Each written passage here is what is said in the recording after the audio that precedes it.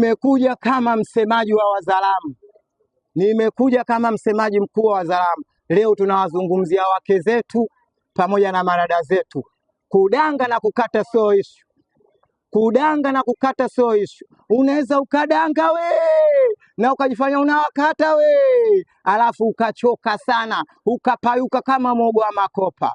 Ashakum si matusi la asha. Danga unavyojua wewe, dakika mwisho unakimbilia kwenye waganga wa mitishamba, na wakipiga ndunguri wanakwambia umedanga mpaka wanaume hawakutaki. Mpaka wanaume hawakutaki. Dakika ya mwisho unatakiwa utubu, ubadilike, vaa nguo ya heshima, fanya ibada. Vitabu vya kujifundisha swala ndo hivi hapa unaoviona hivi. Tabia mzuri sio kukata au kudanga. Sasa nasema tubadilike, nyinyi kuanzia wake zetu pamoja na dada zetu.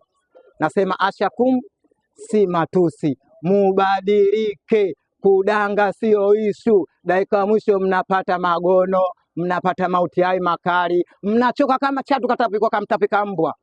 Sasa nachosema badilikeni, so maisha hayo. Allah babu.